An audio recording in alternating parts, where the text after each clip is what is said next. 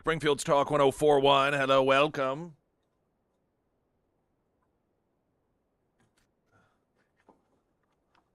Having a hard time grabbing paper. All right, there we go. I got it all. Streaming live, ksgf.com, and of course the app. It's a convenient app for you to have. You can listen to the show. You can listen to podcasts. You miss any of the show.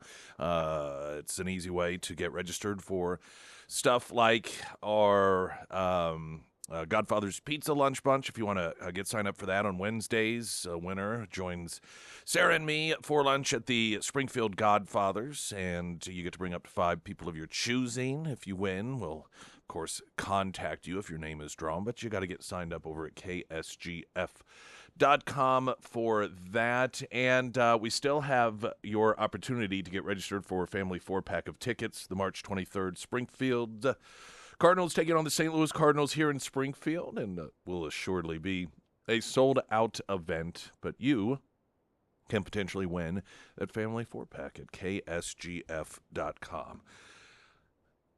The coverage of the war involving Iran is we're in a new era with media. This is an era that we've been aware of for some time, and that is the level of dishonesty. And it's one thing when you are deliberately airing disinformation domestically, but it does bring up a whole lot of questions when you are talking about war, when you're talking about the United States and this engagement in which lives are on the line. And over the past several days, the administration has really had to push back on it's essentially the fake news that the Iranians put out, the terrorists put out, and then it gets amplified by our very own media. And while, of course, there's the right to a press and a free speech, I think a lot of people, when you start doing the bidding of an enemy that you're at war with, at what point do you go, is this really how we want this to play out and this to operate? The insistence of knowing exactly what we're going to do, when we're going to do it, and what it's going to look like when it's over. The declaration just days into the war that we're losing it, which is just absurd. By what definition are they looking at, seeing any of this as the United States and the Allies losing? I mean, it's clear that the Iranians taking a tremendous pounding over and over and over again. The disinformation campaign that the administration wasn't prepared for any potential problems in the Strait of Hormuz, which the administration began really addressing that Friday and throughout the weekend, and just people who are somewhat in the loop as to what's going on knows what an absurd assertion that is. But if you don't know any better, if you have no clue about that region of the world, then it's easy to fall into these disinformation campaigns. And as usual, you get the outlets that have anonymous sources that are, quote, familiar with the situation. And, the error in reporting and the disinformation, as it consistently is, it's always against Trump. On one hand, one could simply note that they're just really bad at their job, that these are not individuals that know what it means to be an actual journalist. They don't know how it is to fact check. They just aren't good at their job. But when the mistakes are consistently one-sided, that's when a person recognizes that this isn't simply about incompetence. This is about actively rooting against the person in the White House, and not even rooting against, but trying to alter the outcome, trying to craft a narrative that makes it more difficult for the Trump administration to have a success. And when that success is talking about or involving the lives of young American and servicemen and servicewomen. It's just it's a different level, and whatever credibility in the minds of some people that the media may have, I think that they're going to endanger themselves of just losing all of that capital. And it's just increasingly an outlet that just gives aid and comfort to people who hate Donald Trump, whether those are domestic deranged voters or terrorists across the land. The way that this reporting is done arguably encourages some of these terrorist attacks, of which we've seen 4 here in the United States since the launch of attacks on Iran. And it was a piece that I might share from The Hill, noting Baghdad Bob and the comparisons of Baghdad Bob to CNN as an outlet today. And Baghdad Bob, during the very first war in Iraq that took place, Baghdad Bob was the name that was given to sort of the spokesperson for the Saddam Hussein regime. And while he would be giving these interviews talking about how America is on the run, America is losing this thing, you could see, and denying reports that Americans had even breached the borders, and you could see literally behind him during the press conference, our tanks rolling in, and it didn't matter how clear the truth was and how clear the lie was. He became this caricature, Baghdad Bob, and when our own outlets are behaving in the same manner as a Baghdad Bob did, but for the enemy, this is the first real major conflict militarily that we have had, in which the media is so brazenly against everything that Trump does and seem to lack any sort of ability to measure themselves. And it's new territory. And when you are leading a war, there are so many different aspects of the war that one has to fight. And unfortunately, for this administration in this country, our media happens to be one of those fronts in terms of the information and having to fight that. The Pyramid Roofing Company text line 447-KS. Incidentally, Netanyahu's not dead. This was one of the many rumors that were circulating, and I'm just still, I find myself oftentimes astounded at what people just believe straight up. And I see the postings on social media about Netanyahu's dead. And it's one thing to note this is what is being reported, because that is out there if it's being reported, but just how quickly people buy into stuff that they see on the internet.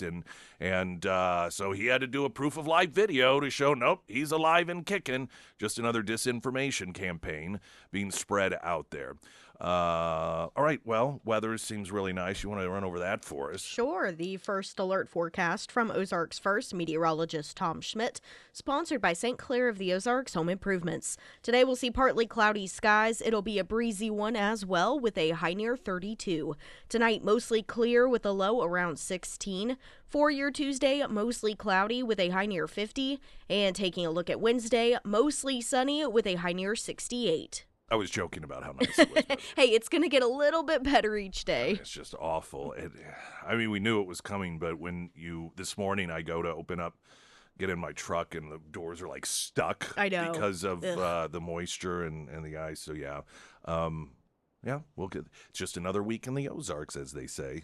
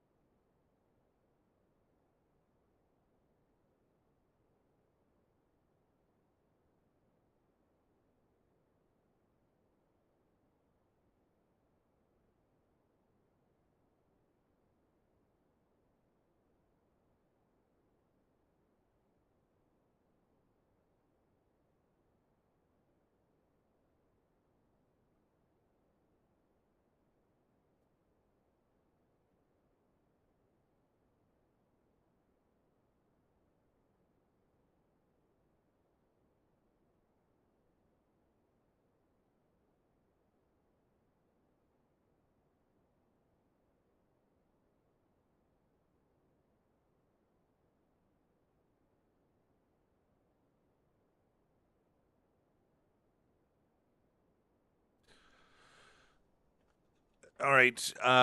Let's see which of these stories. That's not the one. All right. White House erupted over CNN report claiming Trump team underestimated Iranian response to Hormuz. This really was developing on Friday, and it was another one of these stories that relies on unnamed sources that they say are, quote, familiar with the situation. And this is one of those that just on the surface doesn't make sense. Sometimes the common sense factor, I think, does need to come into play. And the reason that these claims did not add up is because this was such a clear and obvious area of consequence that has always been understood and recognized in terms of a power play that Iran could utilize should they want to. And that is, you've got 80-90% of the world's oil flowing through that region of the world. And if Iran wanted to utilize their geographic advantage to cut it off, to cause damage, economic damage to other players in the world reliant on that energy, that's a tool that they had in their tool bag. This isn't some unknown tactic that had not been thought of. I mean, this is just a very basic, common recognition of that part of the world. And so the idea that suddenly no one knew of this, no one thought that this might have been something. I mean, even if for whatever reason, Donald Trump himself somehow, was absent this information, despite his understanding of the region, which is something a lot of people with Trump derangement syndrome, they never want to give him credit for understanding these parts of the world. But he has a great intimate understanding and recognition of that part of the world, as he does much of the world. And even if one wanted to somehow believe that he was unaware of this, everyone else under the sun was aware of it. And so, you would not have any sort of absence of this recognition within, the military brass, within advisors. And so it just, even if, I guess would be the best way to put it, if Donald Trump were the single most ignorant buffoon in the world, this still would have been understood and recognized as something that we were going to have to deal with regarding the Iranians disrupting the flow of energy through that portion of the world. White House Press Secretary Caroline Leavitt on Friday rejecting the report, writing on X, this story is 100% fake news, accusing CNN of relying on anonymous sources and defending the administration's planning for such a scenario. She noted the Pentagon had planned for a possible Iranian closure of the strait for decades. Again, this goes through every single administration. And said the threat had been part of the administration's planning before Operation Epic Fury began. She continued, the idea that Chairman Kaine and Secretary Hegseth weren't prepared for the possibility is preposterous. The president was fully briefed on it, and a goal of the operation itself to annihilate the terrorist Iranian regime's navy, missiles, drone production infrastructure, and other threat capabilities is quite literally intended to deprive them of their ability to close the strait. It was on Thursday that CNN reported Trump's national security team, quote, failed to fully account for the potential consequence of what some officials have described as a worst-case scenario now facing the administration. Hegseth was asked about this Friday morning as well. This is his exchange during that press briefing. Ships to the Strait of Hormuz. Why? How did you not plan for this? We planned for it. We recognize it because ultimately we want to do it sequentially in a way that makes the most sense for what we want to achieve and ensure that we're sending the right signals to the world when we do so. So when Chris Wright speaks or we speak, it's based on a full assessment of what we're up against, what we want to say to the world, how that we want them to see and understand the conflict. It's like this whole idea of the war widening. That's what the press wants to make it look like it's widening and chaos is ensuing. No, we're actually closing in on, grabbing hold of, and controlling what objectives we want to achieve and how we want to achieve them. It's called shaping operations and setting the conditions. But when you shape the environment, you don't always tell. I mean, foolish political leaders and foolish military leaders of the past will hang an exact deadline on it. Or here's exactly when we'll do what we're going to do, or here's how long it's going to take us. And then if you meet that, maybe you meet it, but if you don't, you fail. And if you're far beyond, we know exactly what we're shaping and why. We're sending those signals working across the interagency. The Strait of Hormuz is something we've paid attention to from the beginning. And the American people can rest assured we will ensure that our interests are advanced, no doubt. Some of what works against the administration is this human instinct or desire that a lot of us have, and the expectation that is unrealistic, and he references it here, that you could just somehow have a countdown calendar and note, okay, we're going to be finished on this day because we're going to achieve all of these different things, as if you're doing some sort of renovation. And that's just not how these things work. They've never worked this way. They never will work that way. And part of the danger in trying to put deadlines on things, we heard so much about the artificial deadlines when it came to the war in Iraq and when are we going to withdraw. And the notation was, if you put an artificial deadline and say, we're going to get out on this particular date, then the bad guys will just hunker down, wait for you to leave, and then, resume their activities. So you don't want to do that. But at the same time, I do believe that it is necessary for there to be a sought scenario in which you recognize this is what we came to do and we did it, an actual stated mission. Now, here's where I am on this, and some people may say that it's too trusting, but I don't believe that there's really any other way to go about it. And that is to recognize that I believe, given what we know about Donald Trump and the way he operates, he knows what it is going to look like. And there are probably numerous scenarios in which we will accept this as being the point in which we get ourselves out of there in any sort of military capacity. There's also, I believe, the recognition, because these are intelligent people who understand how these things work, that it may look a little different than what the planning of a desired outcome would look like. And it more is about what it isn't as opposed to what it is any longer. And just when it comes down to it, what the Trump administration wants is for Iran not to be the problem that it's been for, 57 years. Or 47 years, rather.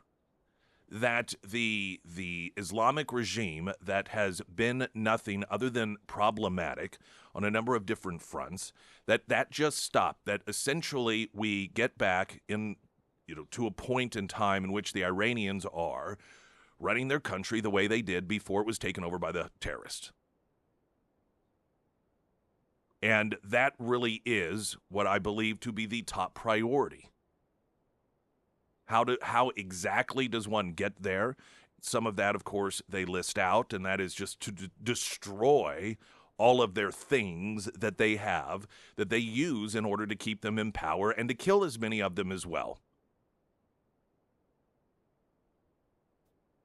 At some point, will some of those individuals decide, hey, we want to play nice, and so we really, truly, genuinely want to be part of a new administration, and then the Trump administration and the Israelis say, okay, or will they say, no, we're not going to do that. We're going to keep going forward until none of you people are left in government or existing in any sort of potential capacity that, may disrupt going back to the way the Iranians had it prior to the takeover. Some of these things are day-to-day basis. Some of these things are decisions that are made on a basis on, what happened yesterday? What happened in the last hour? And so that need to be flexible is something that is counter to the ability to have a framework of, on this date, we're going to do this. On this date, we're going to do that. And even if there are aspirations of having some of those things, as Hegseth, I believe, is pointing out there, is if you do it publicly, the minute it doesn't happen, then the media jumps all over you, the Democrats jump all over you and start declaring this a failure when they're never in the history of wars did the victor go without losing some battles. And we get ourselves so hyped up into this information mode of demanding to know exactly what is going to happen that is just not a realistic expectation. And it's me, for one, why I'm not worried about what may be seen as a little setback here versus a setback over there. Because I think that this administration has proven itself to be trustworthy when they embark on ventures that otherwise we may not necessarily trust the commander-in-chief to carry out. Trump has earned a little bit of credibility, I'd say, when it comes to the scenarios that we might not be so comfortable with other people in charge. Springfield's Talk 1041. I'm Nick Reed.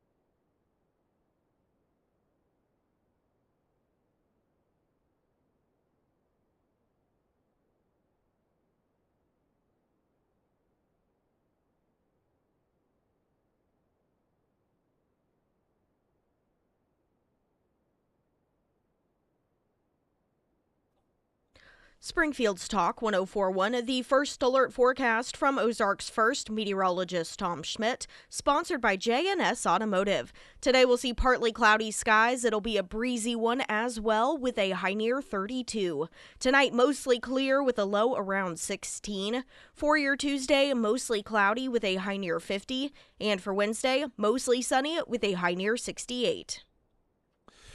Trump announcing Friday that the U.S. had carried out what he described as one of the most powerful bombing raids in the history of the Middle East, declaring that U.S. forces, quote, totally obliterated every military target on Iran's strategic Karg Island, the regime's so-called crown jewel and primary oil export hub, while warning Tehran its vital energy infrastructure could be targeted next if it interferes with shipping through the Strait of Hormuz.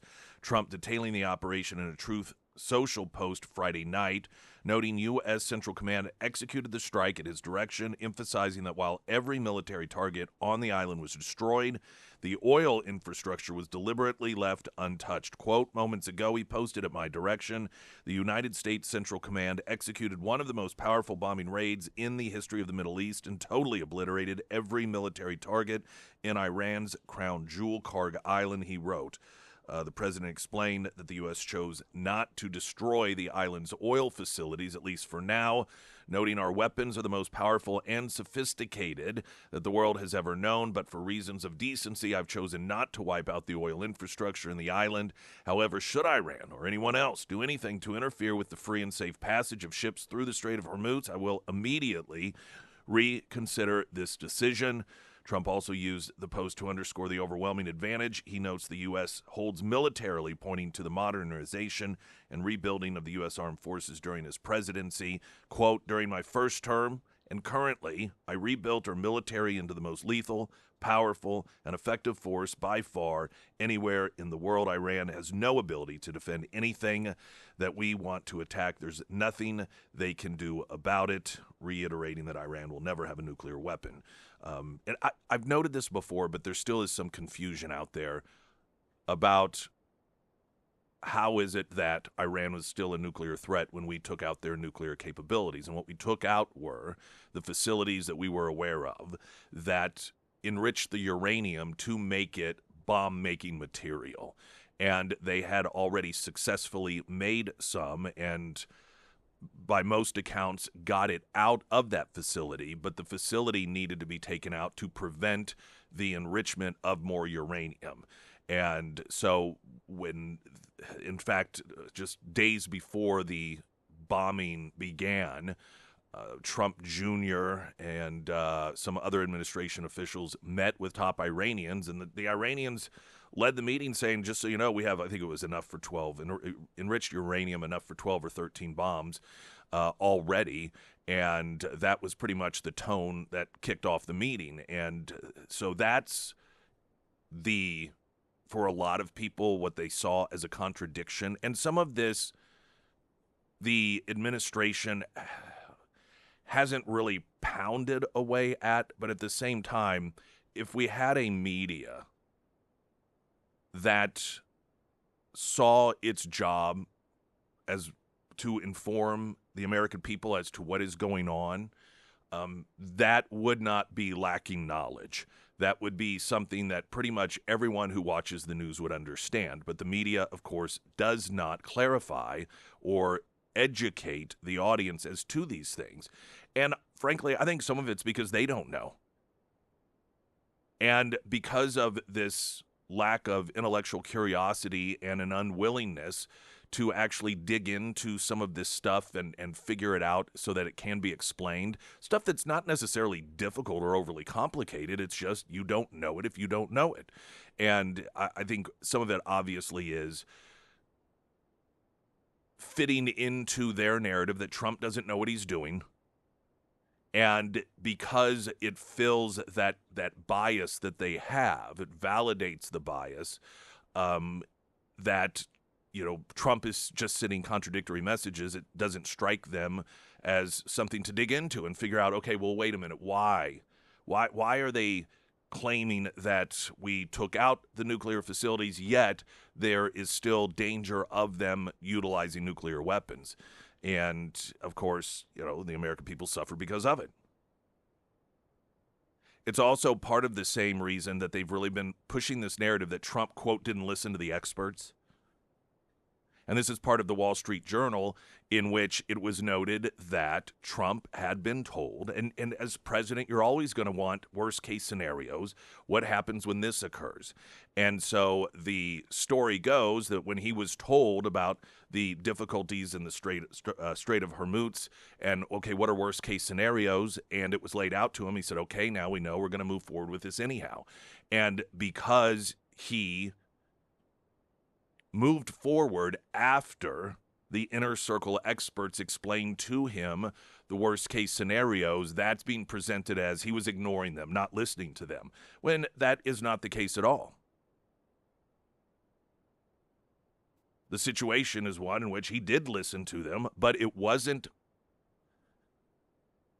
enough information or the sort of information to make him say, well, this isn't worth it then. We need to just, back off and allow the Iranians to have their nuclear weapons and to continue carrying out terrorist attacks across the world, including U.S. interests, continue to try and have the president assassinated, because the worst case scenario in the Strait of Hormuz just isn't worth it.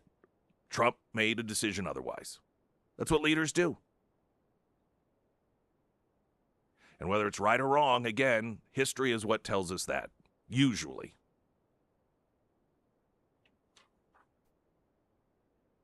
This was a rich story. Just the News reported, I think it was Friday or Saturday. German Chancellor Merz slams Trump administration for temporarily lifting Russian oil sanctions. The administration lifted sanctions on Russian oil this month on a temporary basis. As of press time, Brent crude oil stood just shy of $100 per barrel. German Chancellor Friedrich Merz on Friday fumed over the White House's decision to ease sanctions on Russia oil aimed the ongoing Iran war, warning that it would bolster the Russian war effort against Ukraine. Quote, we think that's wrong, he said, according to Politico. There is currently a price problem, but not a supply problem. And in that regard, I would like to know what other factors led the U.S. government to make this decision. We want to ensure that Russia does not exploit the war in Iran to weaken Ukraine, nor will we allow Moscow to test NATO on its eastern flank and up here to the north. Now, the reason that this is rich is because it was Germany specifically that was called out by President Trump during the first administration for the pipeline that they were having constructed, or that was being constructed, in order to flow energy into primarily Germany so that they would be on the hook. When it comes to energy, they would be under the thumb of Russia. And Trump called the Germans out for putting themselves in that position and somewhat rhetorically asking the question at the time, what is the point of NATO? I mean, the point of NATO is to protect ourselves, to protect the NATO alliance from Russia's undue influence, particularly when it comes to any sort of potential conflict. And when it comes to energy, you're going to put yourself under the thumb of Russia while funding any sort of military excursions that they may have planned. And he was mocked for it. They laughed at him. Also, during the Biden administration, we would learn that so many of the sanctions against Russia, our European allies were finding workarounds anyhow. And so the fact that having a temporary lift, whether it's right or wrong, and this is specifically this Russian oil, the sanctions, was regarding oil that was already out at sea. It's nothing that is currently being produced or is planned on being produced by the Russians, but stuff that's already just floating around out there. That is what specifically these sanctions were for, or the lifting of the sanctions were for that oil. But for any of these countries, particularly Germany, to gripe about temporarily lifting these sanctions when they have hand over fist helped fund the Russians through purchase of energy is just laughable at best. Springfield's Talk 1041. I'm Nick Reed.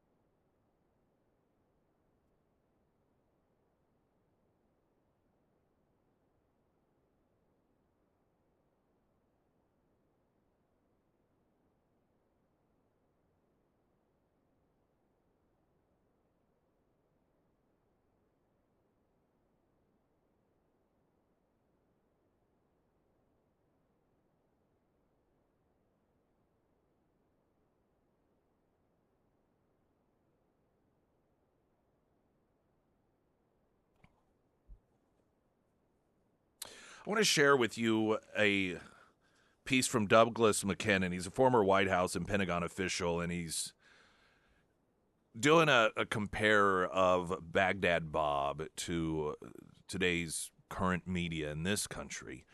And this isn't simply about what is going on in Iran. In fact, quite a bit of it is their coverage of some of the recent terrorist attacks here in the United States. And he writes for The Hill, alas, time marches on. I'm old enough to remember the laugh-out-loud fairy tale spun by Baghdad Bob during the 2003 U.S. invasion of Iraq. For those of you who are not regular students of American history, Baghdad Bob's real name, Mohammed Saeed al-Shahaf, was the spokesman and information minister for Saddam Hussein and his murderous regime. Now, he notes the 2003 U.S. invasion of Iraq. I suppose it was. That for whatever reason in my head, he was relevant during the Gulf War that took place early 90s, but it could have very well been the 2003. In fact, that does make more sense now that I think about it, because I remember him, and I don't know that I would have remembered Baghdad Bob if it had been from that first invasion, given my age at the time. And so he would be correct on this. He went on to say, also known as Comical Ali, al-Shahaf became famous for openly denying the obvious in even more fanciful ways as Hussein's regime rapidly lost its war for survival. He kept up his on-camera instances that American forces were being soundly defeated on the battlefield almost to the exact moment U.S. tanks rolled up on his location. I was reminded of good old Bob's many fanciful lies when I read a since-deleted post from CNN about the two ISIS-inspired domestic terrorists accused of throwing homemade bombs at protesters near Gracie Mansion in New York City. Bob also comes to mind when I read the various headlines from left-leaning news outlets regarding our military action against Iran. If I did not know better, I would say the outlets almost seem to be siding with Iran against the United States. With regard to the self-radicalized extremist in New York, CNN posted, quote, "Two Pennsylvania teenagers crossed into New York City Saturday morning for what could have been a normal day, enjoying the city during abnormally warm weather.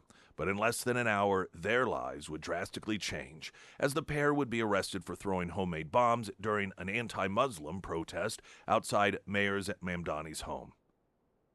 Gee, he writes, maybe Pollyanna is alive and well and employed at CNN.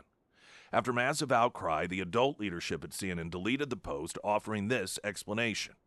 A post regarding the two individuals arrested for throwing homemade bombs outside of New York City's Mayor Mamdani's home failed to reflect the gravity of the incident, thereby breaching the editorial standards we require for all our reporting. It has therefore been deleted.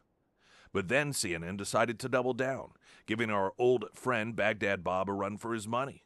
Later on the same day, after the egregious comment had been deleted, CNN's Abby Phillips falsely stated that the attack had been against New York Mayor Mamdani, not against those protesting him.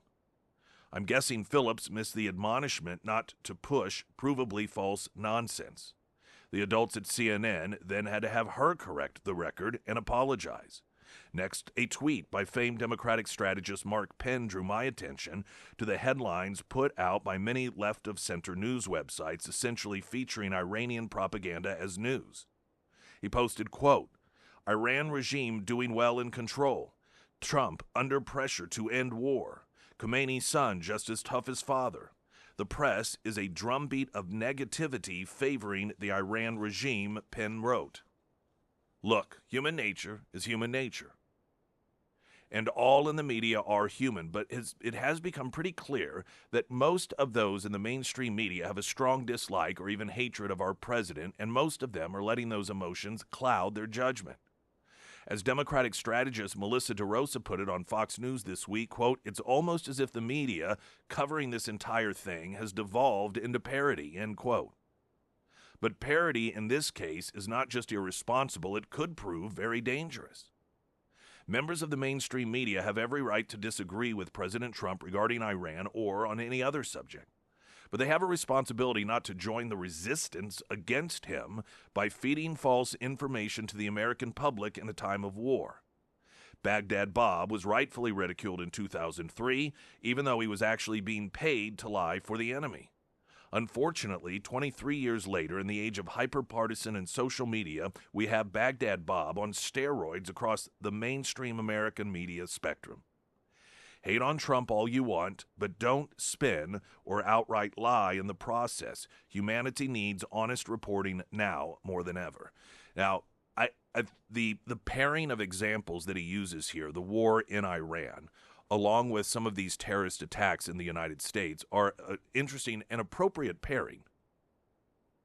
Because it really is, to a large degree, part of the same problem and part of the same war. And it's one in which, when it comes to the Iranian regime, just the logistics of the war and wanting to downplay the justification, the rationalization, and what is occurring is something that we're being treated to by the media. But this infiltration into our country, be it those who come here on marriage visas or become naturalized or perhaps become radicalized by ISIS or other organizations while they're here in the United States, is something that they continue to want to downplay and act as if these are just these sort of random, not even terrorist attacks, but criminal actions that are a symptom of extremism on both sides. And that's why we just need to be aware of extremism on both sides when that isn't what we're dealing with. We're dealing with a political movement, a Marxist movement, one that, as couching itself in Islam, if you criticize it or note what even those people themselves preach about, then you are attacked for attacking their religion. And so they, along with help of the media, they utilize that as cover. The same people who have no trouble running around trying to scare people into thinking that Christian nationalists are hiding around every corner and are going to turn this country into some sort of hellish nightmare will criticize anyone who ties these terrorists to their very own words and motivations, and that is for virtually all of them doing it in the name of Islam. And it has become a very effective weapon, a weapon that causes many people to be fearful of being accused of Islamophobia, and so they just keep their mouths shut. Springfield's Talk 1041, I'm Nick Reed.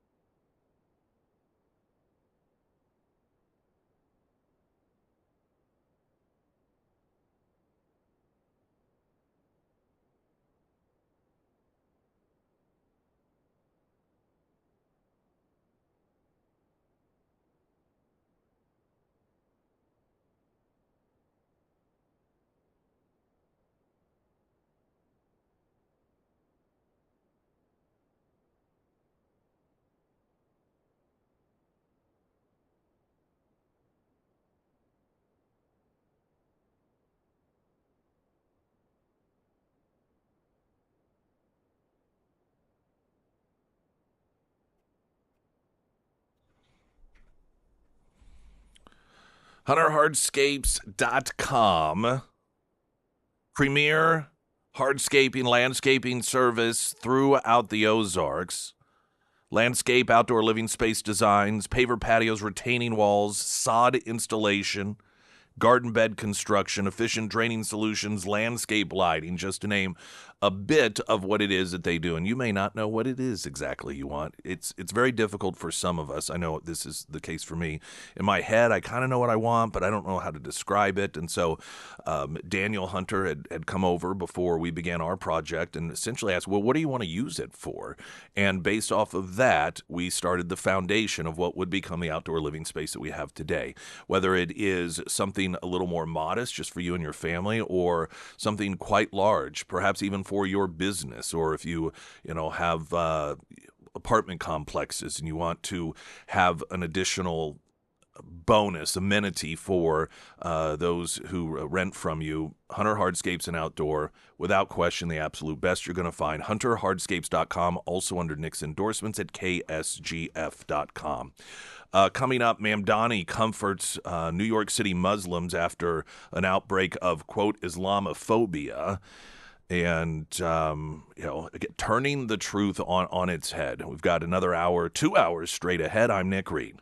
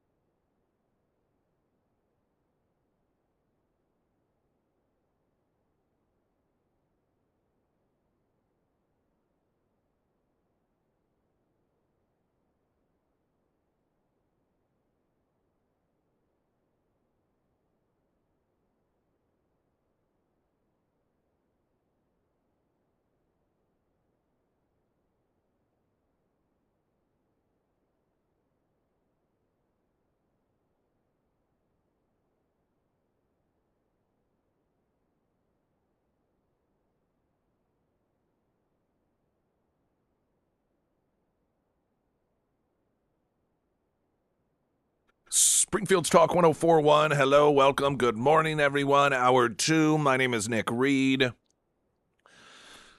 If you miss any of the show, we do get it in podcast form posted on our own site, as well as Spotify, iTunes, also YouTube. If you make your way over to YouTube, Springfield's Talk 104.1, you can find us there, and you get video along with that as well. So, visual bonus for you. New York City's Gothamist, this is a digital online paper, has the SADS, according to a PJ Media story, because when one member of the left's conglomeration of haters, traitors, freaks, parasites, and psychopaths suffers, the entire coalition of the weird suffers this time. However, there's a silver lining. One of the bright stars of the contemporary left, New York Mayor Zohan Mamdani, is on the case. The headline on Friday reading, "We Are Enough." After Islamophobic attacks, Mamdani comforts New York City Muslim community. The Gothamist stated that, quote, just hours after he was set to speak at an event marking Ramadan, Mayor Mamdani realized he needed to overhaul his prepared remarks. This was because in the last few days, Mamdani and Muslims throughout the city have been subject to a torrent of Islamophobia. In discussing this alleged torrent of Islamophobia, the Gothamist did not see fit to remind its readers or inform them for the first time, since they are leftists we're talking about, that there have been 4 terrorist attacks in the U.S. in the last 2 weeks. Ramadan, after all, has been called the month of jihad, and with good reason. This year, the festivities began on March 1st when a Muslim migrant opened fire in a bar in Austin, Texas, killing 3 people and injuring 13 others. Then on March 7th, 2 Muslims screaming Allah Akbar threw a homemade shrapnel bomb at a crowd of pro-freedom protesters in New York City itself. Then on March 12th, a Muslim crashed his car into a Michigan synagogue and opened fire, while another Muslim started shooting at Old Dominion University, murdering 1 person and injuring 2 others. Steadfastly ignoring all of this and much more that might lead the potential victims of more such attacks to be suspicious of Islam or even dislike it outright, Gothamist quoted Mamdani addressing a crowd of Muslims who had gathered at City Hall for an iftar dinner, quote, "When I hear such hatred and disdain unchecked in its rancor, I feel an isolation and a loneliness that I know that many of you have felt as well." After retailing some examples of Islamophobia in the form of Republican politicians expressing concern about the spread of jihad ideology and adherence to Sharia in the U.S., Gothamist opined that it was all really the fault of longtime political observers, said Islamophobia has drastically intensified amid President Trump's war in Iran and the ongoing backlash against New York City's first Muslim mayor. And the piece goes on. Now, this is, again, one of the weapons that the Islamic extremists utilize, and that is the fear of the American person of being accused of being Islamophobic. But we've got to be realistic about the side-by-side comparisons, and every time there is a terrorist attack and the yelling of Allah Akbar, and it's done in the name of Islam, it gets categorized away by the left as just overall extremism that is on both sides. And, and we hear this over and over and over again. It is this apologetic approach to terrorists, and it is causing people, and this is the goal, to keep their mouths shut and to not say anything. Whenever there was the side-by-side, the juxtapositioning of the protesters outside of Mamdani's mansion and the terrorist that, in the name of Islam, attempted to kill as many of those people as possible, is a very interesting juxtaposition, because we're told that the people who were outside protesting are hate-filled individuals, that they were racist, that these are the people that are extremist on the right. Now, I have no idea these people, who they are. I don't know to what degree. But let's say for a moment that these really are truly Islamophobic individuals. They have an irrational fear of Islam. What is it that they do with it? Protest? When people on the left burn down buildings, we're told that that's protected speech and that it's mostly peaceful. Yet when wholly peaceful, people on the right, or on the so-called right, that don't do anything that is violent, we're told how horrible that actually is. That a person that the left deems to be a right-winger protesting, that is the real danger, not people on the left that actually murder people in the name of their religion. We're really supposed to worry about, in that context, Islamophobia. That is the primary focus, not people who die in the name of Islam, not people who kill in the name of Islam, but the people who say, that makes me a little bit nervous. And I suspect that there are a number of you who feel a little uncomfortable addressing this because they have done a very, very good job of guilting reasonable people into fearing hurting the feelings of somebody who is of the Islamic faith, but also a peaceful person that would just love to coexist. And those people exist. And we don't want them to feel bad, so we keep it to ourselves. We keep the obvious motivating factor of these terrorists to ourselves, and they capitalize off of that. And then when they do actually carry out terrorist attacks, there's an attempt to justify it. It's usually justified by noting that, well, of course it was a horrible thing, and there's never any place, but if it weren't for this happening, if it weren't for that happening, if it wasn't, so it all in their minds circles back to, well, I guess it really is kind of our fault. We have gone, we are, I've noted, a pre-9/11 attitude and mentality, but it's even worse. Because the people who want to do us under, who want to take over, are openly talking about it. At least when 9/11 occurred, the average American could play somewhat ignorant because we didn't have social media in the way that we did. It just wasn't as brazen. They didn't hide it. But many Americans could have been forgiven for not necessarily knowing that this was a war that had been waged against us.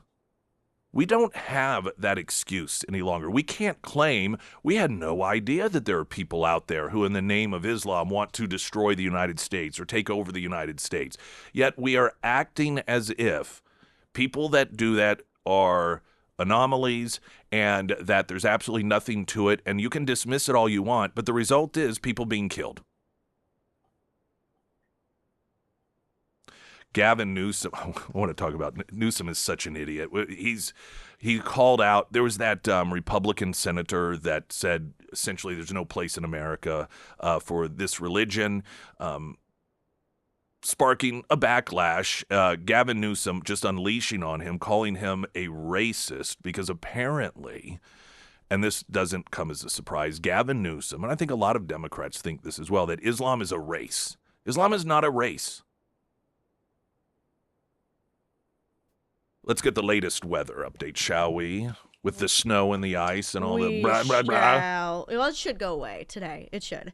The first alert forecast from Ozarks First meteorologist Tom Schmidt, sponsored by St. Clair of the Ozarks Home Improvements. Today we'll see partly cloudy skies. It'll be a breezy one as well with a high near 32. Tonight, mostly clear with a low around 16. For your Tuesday, mostly cloudy with a high near 50. And for Wednesday, mostly sunny skies with a high near 68.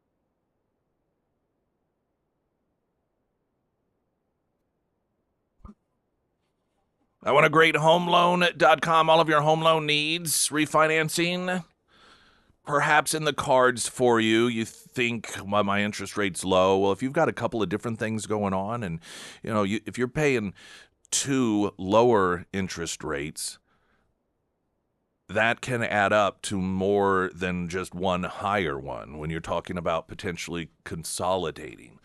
This is something that a lot of times people don't necessarily do the math on, and you may be in a position to benefit from it. This is where the characters can help you out, or maybe you've been wanting to get into that first home, but you've done the math and you don't have enough to put down what you've always heard you have to put down, and that's 20%. That's not always the case any longer. Some of those old rules no longer apply, but the characters and their team can help sift all that out, and it all gets started by going to iwantagreathomeloan.com.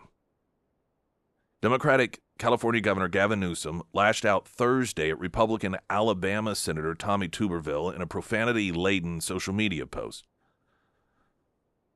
Tuberville reposted an image circulating online that paired a photo of the September 11th attacks with a picture of Democratic New York City Mayor Mamdani. Newsom fired back in a post on X, launching a personal attack against the senator, accusing him of racism, saying that Tommy Tuberville proves to the world that a football hitting your head can turn you into a racist piece of blank. Congrats, Tommy. That from Gavin Newsom. Now, arguably, the only thing that's racist here is Gavin Newsom's belief that Islam is a race. Islam is a religion. It is a belief system. It is an ideology. There are plenty of non-people of color that are part of Islam. This isn't a race issue. In fact, just out of curiosity, ISPU.org.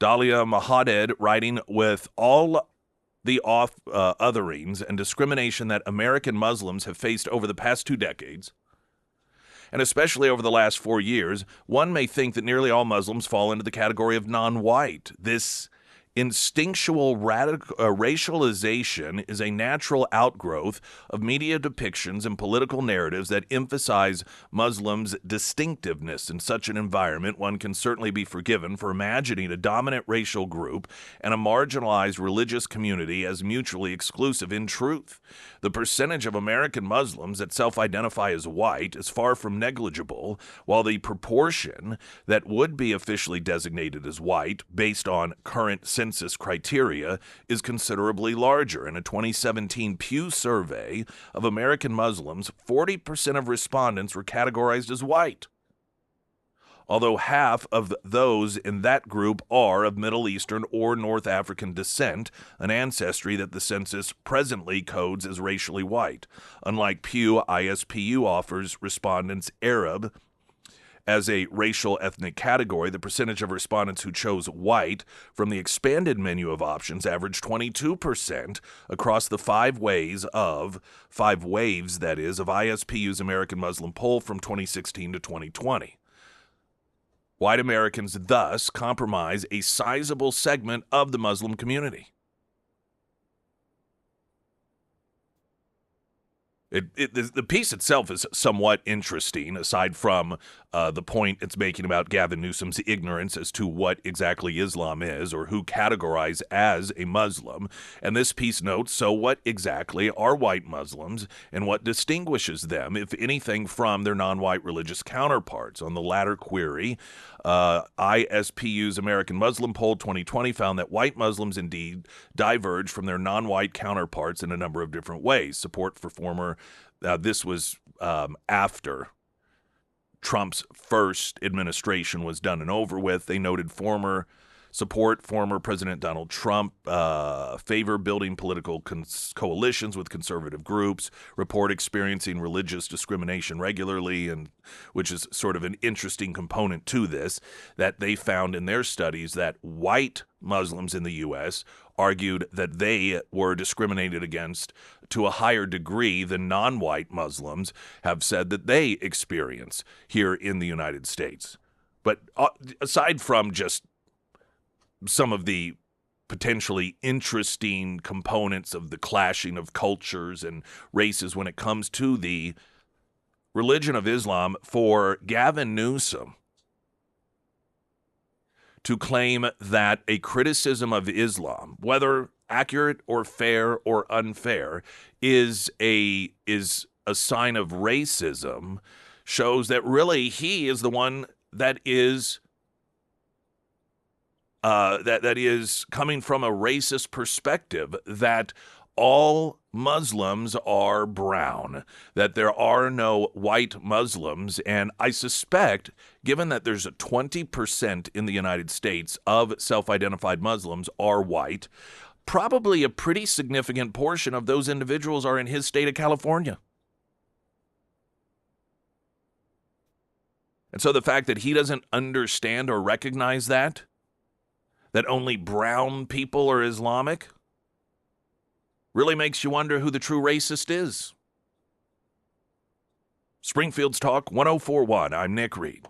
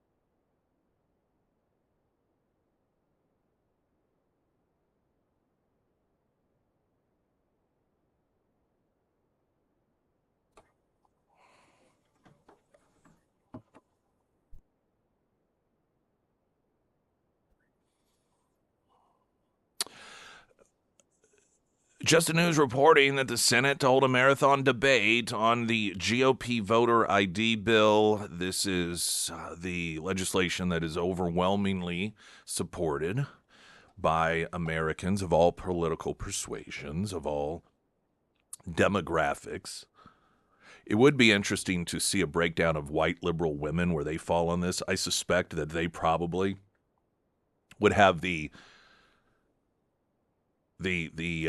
lesser support amongst their category just because they're white liberal women, but I bet it's still a majority.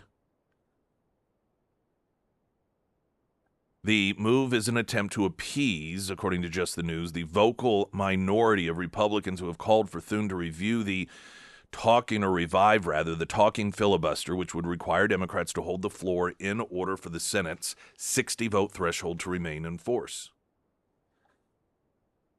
Senate Majority Leader Thune plans to bring a Republican elections reform bill to the floor this week and kickstart a marathon debate that could potentially last days. The move, an attempt to appease the vocal minority of Republicans who have called for Thune to revive the talking filibuster, which would require Democrats to hold the floor in order for the Senate's 60-vote threshold to remain in force. Trump has endorsed the talking filibuster, but Thune has argued that there is not enough support in the Republican caucus. Well, then get it together. Again, we're not talking about something controversial here. I think we need to remember that because we do understand the realities at times of, well, we don't have enough votes. As Republican voters, this is what we have long had hammered into our heads. Put us in charge. You have to get us in charge and make all these changes. But then when it comes down to it, we're told, well, you just don't understand. We don't have enough votes. Just can't get the votes together. Leadership doesn't have the ability to do it. In some instances, I recognize that there is a reality to that. Particularly if you're talking about, slashing budgets to try and get it in a more balanced way. And if you have some Republican that is in a very purple area and perhaps doesn't do fantastic in the polls and they recognize that voting in favor of something that's fiscally responsible may be damaging to their reelection chances. I understand that reality. That's not what we're talking about here. There is no reason the votes should not be there in order to make this happen. Vast majorities of everyone supports getting this done.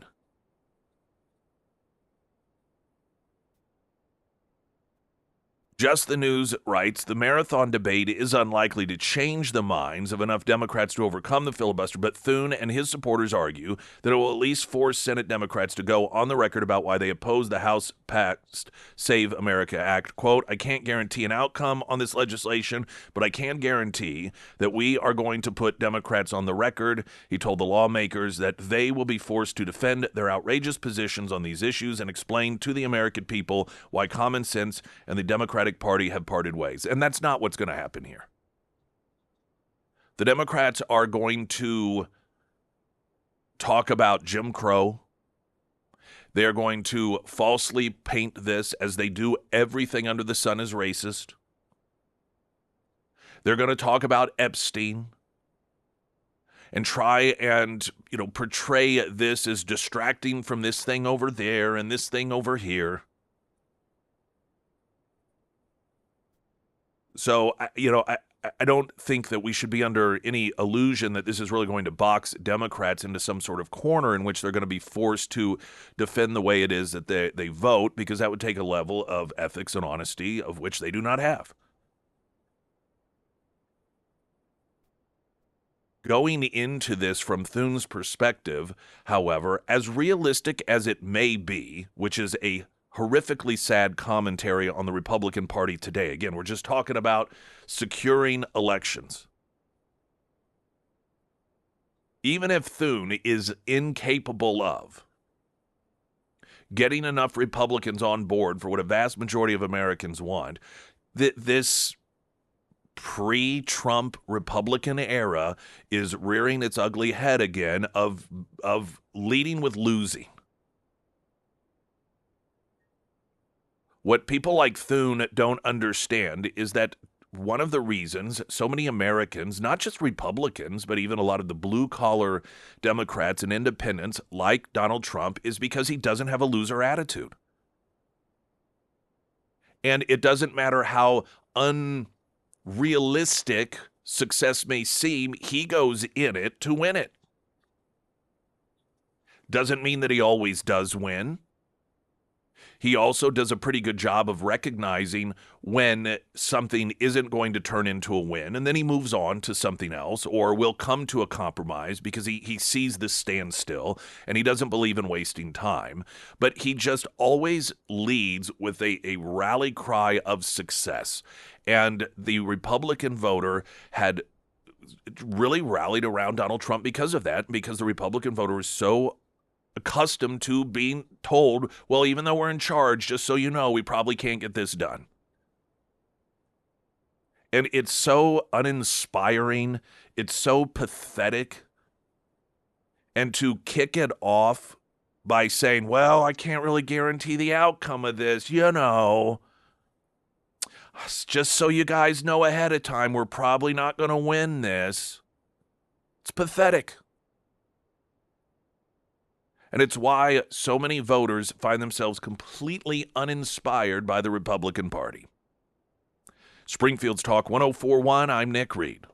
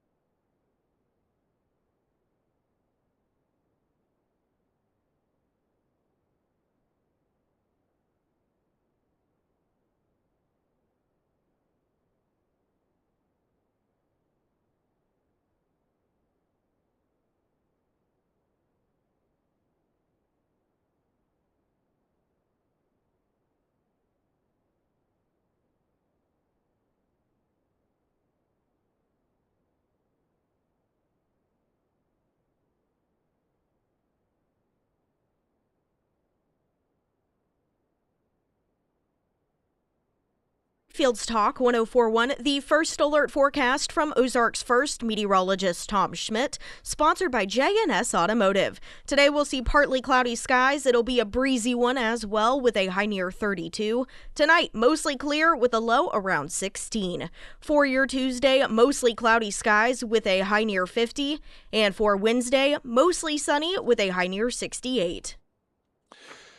There is, of all places, Variety magazine, a piece regarding Stephen Colbert's Late Show final season and just how, even for them, it is so over the top with this hero worship. They headlined a story last week, Stephen Colbert's Late Show final season becoming an ego trip. And it goes through a number of the guests that have come on, and it's just a parade of people that are in denial about why it is that Stephen Colbert is going away, his show is going away. And it's a real combination of the left living in their isolation bubble. They're so sheltered is really what they are. And I find that to be somewhat amusing because in their minds, it's red country that's sheltered, all of us bumpkins, but they demonstrate how sheltered they are in their behavior. They have no real life experience or interaction with any sort of diversity outside of their world. And it is incomprehensible to them that a show would go away that isn't making any money. A show is going away that is past its prime. And it's not just the show itself, it's a format issue.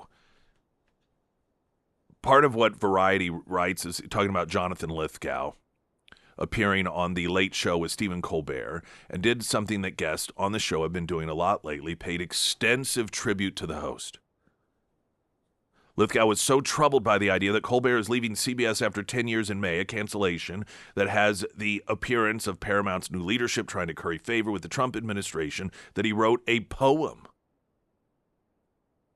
reading this ode entitled "The Mighty Colbert." Lithgow honored the sublime masterworks that are his monologues, which of course he doesn't even write, and asked, so why is he canceled? Why trash all that pleasure? Why yank off the air this beloved national treasure? See, in their minds, they are much more relevant than they actually are. They believe that in their sheltered world, Stephen Colbert is somehow this iconic late-night talk show figure that has done masterful things. And this is the world that they've created for themselves. And so his show ceasing to exist must be some nefarious forces at play. There was a story that Fox had a week or two ago about Conan O'Brien. And he was on he did a recent interview with The Hollywood Reporter in which he weighed in on the cancellation of The Late Show with Stephen Colbert. And this is the echo chamber that they all live. Let's talk about this. Let's hear how horrible Donald Trump is. What do you think about this fascist society that Donald Trump is creating, in which these people have decided to get rid of Stephen Colbert because they want to curry favor with Donald Trump? O'Brien had appeared back in 2024 on a show on YouTube called Hot Ones. And this is where you may have seen it, or seen clips of it. And they will have celebrities that will come and answer questions while eating chicken wings that get increasingly spicier as the interview goes on. And O'Brien went on that show, Hot Ones, and his appearance on the show had received more than 15 million views. And O'Brien told The Hollywood Reporter, quote, "That was the moment the scales fell from my eyes. If a guy can do World Series numbers with overhead that looked to me to be about $600, and you have every big star lining up to do his show or chicken shop date, that's when I profoundly understood that late night shows are in trouble."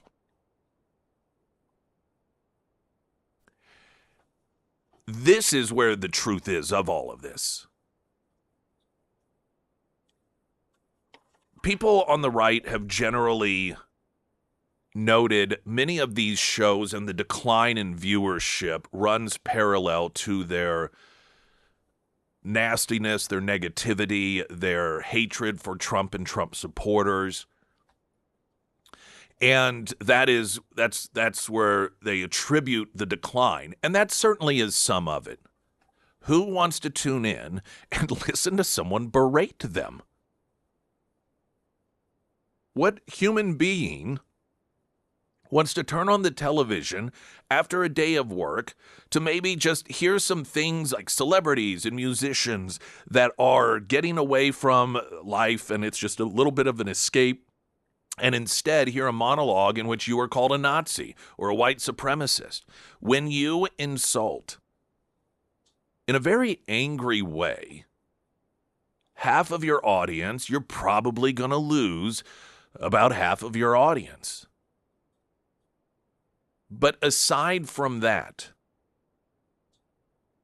Conan O'Brien's point really does hit the nail on the head. And I think even if the Stephen Colberts and the Jimmy Fallons and Jimmy Kimmels and all of these individuals weren't left-wing, and they did try to stay with the traditions of not being political, their days would be numbered if they tried to carry on the way that they did with these massive staffs. And you have all of these writers and just millions and millions and millions of dollars that it cost to produce these shows just to pay somebody like Stephen Colbert.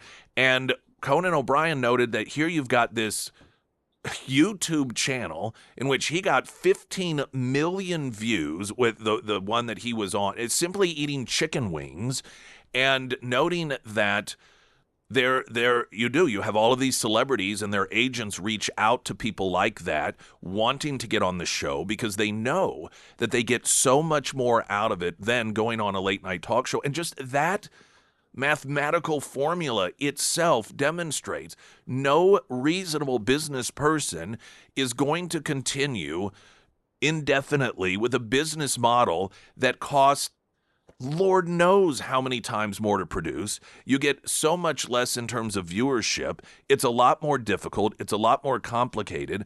And when, the new late night talk show, if you will, in terms of relevancy of the world of entertainment, it's that $600 set. It's the staff of one or two people instead of dozens of people. Not to mention the ease of having something like that produced as opposed to what it takes to go into and produce a late night talk show host. So again, it is a combination of trashing on half your audience, but I think the larger point, that's the inevitability here, is what Conan O'Brien noted in that interview, that day that he did that sit down on that show and it racked up that many views in what he surmised to be about a $600 production, was that to him, his eyes were open and he realized that late night talk shows were if they aren't already a thing of the past, they very soon would be. Springfield's Talk 1041. I'm Nick Reed.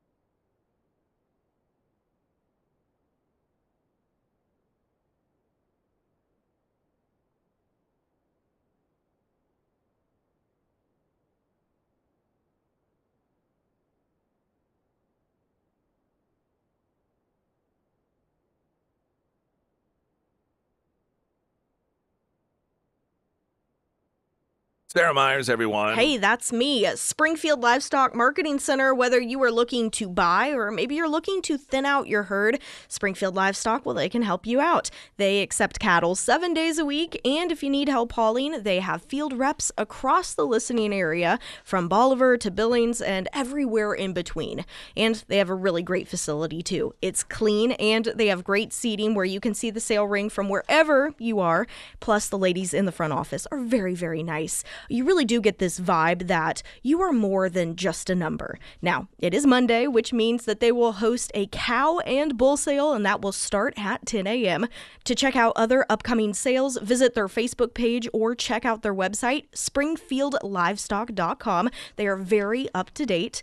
And of course, you can find all of the contact information for Springfield Livestock under the Sarah's Endorsements tab at ksgf.com. I've got a couple of other stories here that they're more social in nature, but I thought they were each interesting in their own right, and putting it up against what we were just talking about in celebrities on the left, and it was just what an isolated world and how sheltered they make themselves. And it really does make one miserable, and you can just see it. And even Variety had this piece about how the final season of Stephen Colbert's show has just become this ego fest in which you have these celebrities that come on there and they display a grandly disproportionate amount of love and admiration that the world has for Stephen Colbert. In their minds, it's there, but it's all paired with hatred as well. It's in their minds, anything that doesn't go their way it can't be because of their own behavior. It can't be because that model of entertainment is going to the wayside, largely just because of the cost of it. It can't be any of that. It's got to be the evil Republicans. It has to be evil conservatives. And so everything that goes wrong in these people's minds, they're just driven back to this place of hatred. And you can just sense the unhappiness, the misery. I think Rosie O'Donnell is just a perfect embodiment of this. They ooze unhappiness. And I came across this interview and I just wanted to play a portion of it because to me it was quite the contrary. And this is Gwen Stefani. And she sat down and did an appearance on Hallow Prayer and Meditation. And she's really been reamed by people on the left lately because she's partnered with a prayer app and because she is someone that has expressed joy through Christianity, she has become a target of people on the left that are very angry. And here she is talking about a moment in her adult life that really got her back in tune with Christianity. And I was desperate at this point too. During all this, I really wanted to have another. I really did, and I couldn't. And I was old. And we start talking about all these things, and I know all of this. Like this is just, I don't know. It was waking me up, right? Torah. The Torah was, yeah. And then my oldest boy Kingston comes up to me and he said, "Mommy, I really want you to have a baby. I really want you to have." I said, "Well, I'm sorry, your mommy's too old to have a baby now, you know?" And he just, out of his own, like he was probably like 7, I think, maybe he was older. He was 8, 9, 8. And he was like, "Please God, let my mom have a baby." And I just was sitting there going, "Wow, look at my little boy, he's praying for me." Like it was, and he was doing it every night. And I never asked him to do that. Never taught him that really. And I think it was like 4 weeks later, I was pregnant with Apollo, who's, I had at 44 years old, naturally, totally a full-on gift. And that was the first miracle. And as Breitbart News reported in recent years, she's been urging her Instagram account, or using rather, her Instagram account, which has millions of followers, to promote that prayer app that I had mentioned. And I think it's the same one. Do you know that you see the TV ads for it, which it's got Mark Wahlberg promoting it. It has, what's his name from... It's probably the Hallow app. Yeah, it is. Yeah. Yeah, I think that is the app, because the appearance, this was a segment on a show called Hallow Prayer and Meditation. So I'm guessing that those are in conjunction with one another. But she's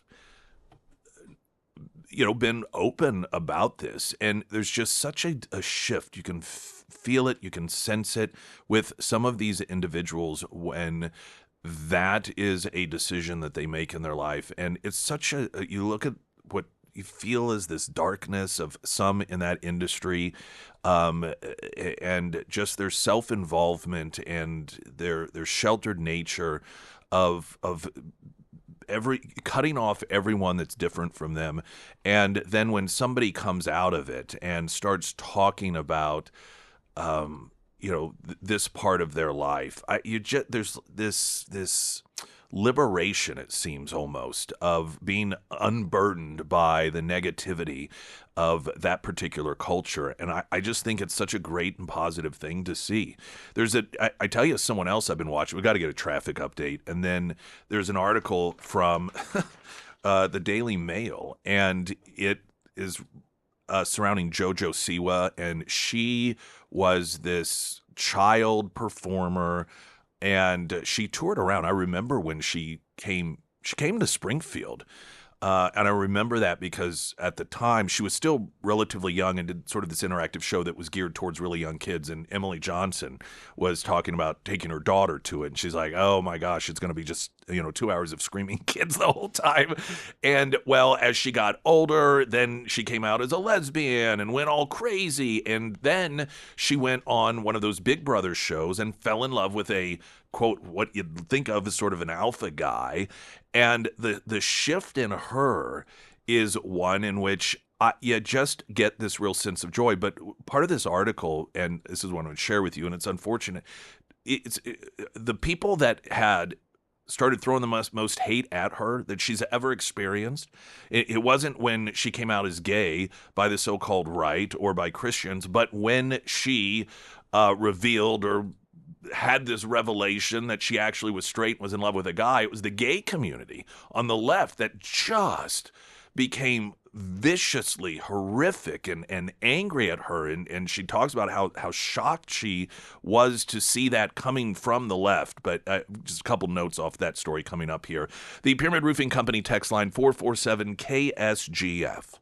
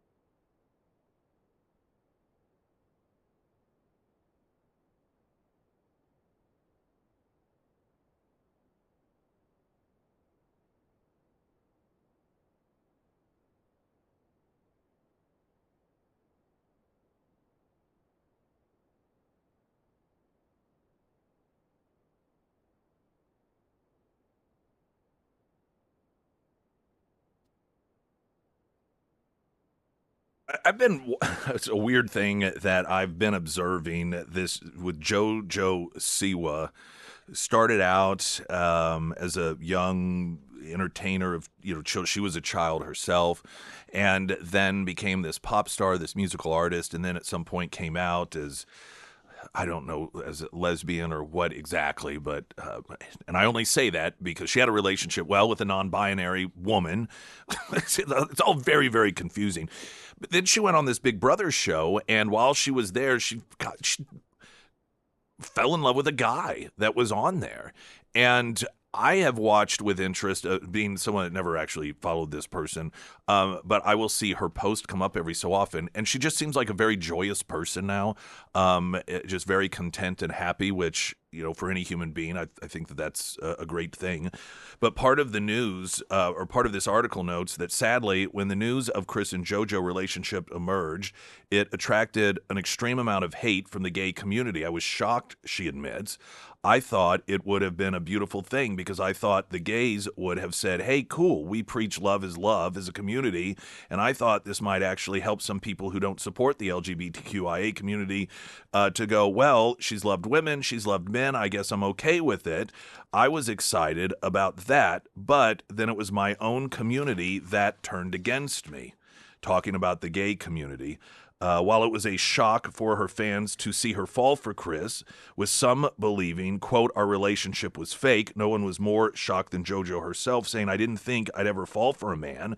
I have wonderful boys that are friends, and I never questioned my feelings towards them, but I loved Chris and his energy, and it felt so right. I could be around him and never get bored, never get tired when I'm there. Or when I'm tired, he's the only one that I want to speak to. And she talks about just how happy she is, but how the LGBT community really turned against her. And she said, I didn't come out to try to be the LGBTQIA superhero. I came out because I was happy. And it was with who I loved. Then she started dating Chris, and it all changed. Quote, it was like, you're the villain now. And she talked about getting death threats and how that so-called community just turned really vicious against her, which is a demonstration of, I think, the left, not so much the LGBT community, but the left and the LGBT community do go hand in hand for a number of different reasons, though increasingly, I think it is because of scenarios like this that some in the LGBTQIA plus whatever community are recognizing that the left is not the party of tolerance. They masquerade their own lifestyles as being one of tolerance, but the moment anyone, and this is what she experienced, all of the love is love. That slogan, love is love. And what she found out is that apparently, at least among the activists within the LGBT community, love is not love. If it's with somebody that is a guy and you're a girl, if it is traditional, then love suddenly is not love. But it's something that should be ridiculed. It's something that should be dealt with scorn. And the irony of a world in which we're told that it's the LGBT community that faces that, when in reality, oftentimes, they are the ones who dish it out.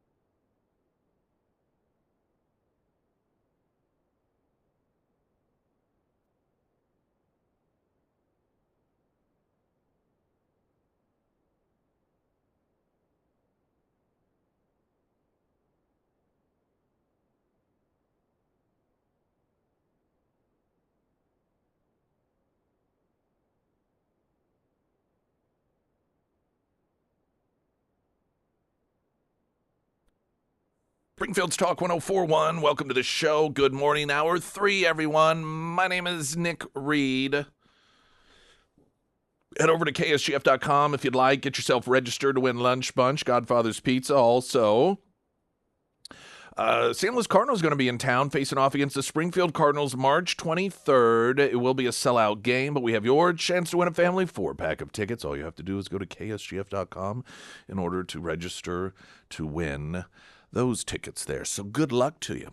We have an endorsement page as well. A lot of times, those of you who are listeners, you want to do business with some of our advertisers, specifically the ones that we have personal and professional experiences with, as I do with all of the folks that I share with you, Ozarks Elder Law being, one of those.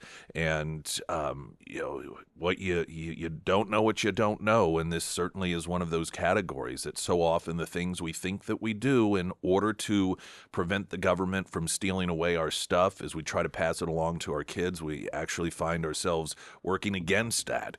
It becomes counterproductive.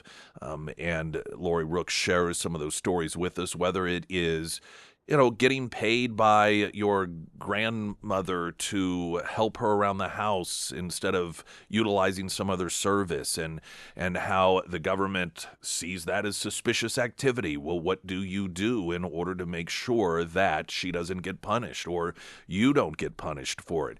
Those are all things that they can help you navigate through, whether it's a power of attorney situation, wills, trust, you name it.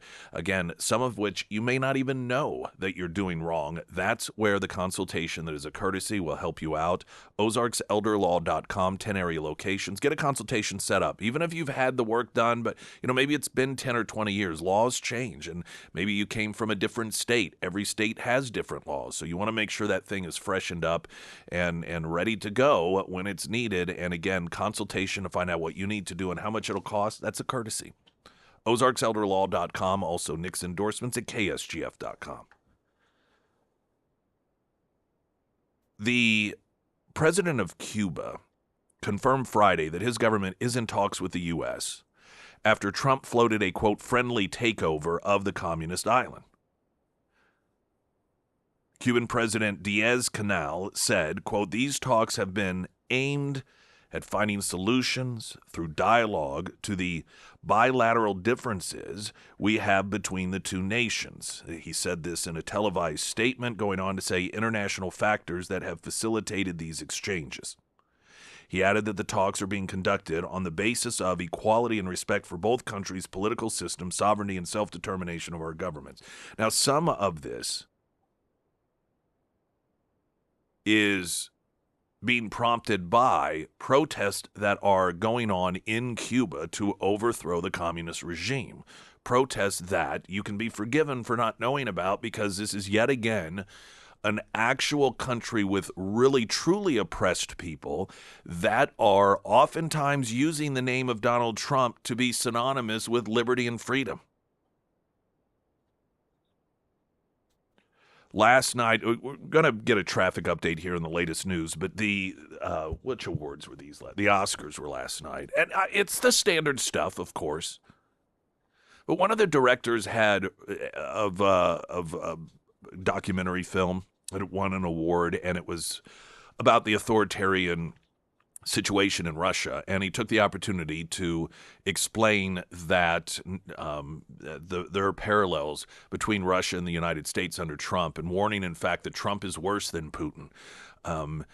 And it's just remarkable to have those sort of statements made. But what is going on in Iran right now? What is going on in Cuba?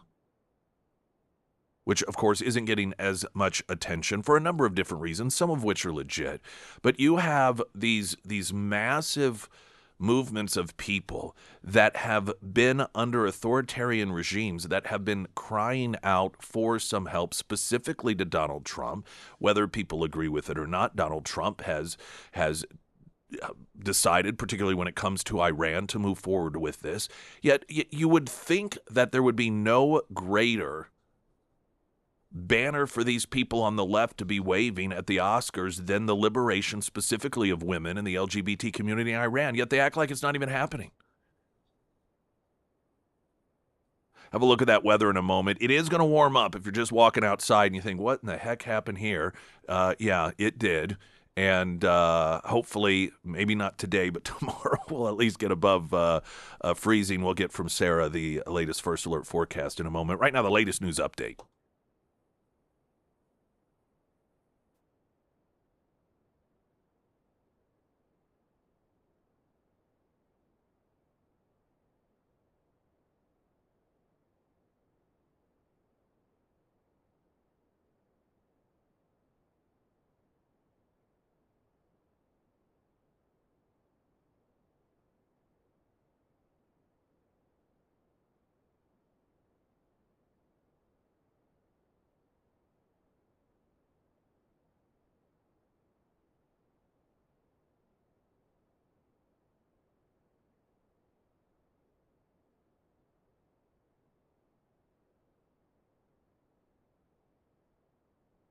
When I went to heat up my coffee Uh-huh. at the top of the hour, I looked out the window and there was a little bit of snow sprinkling down.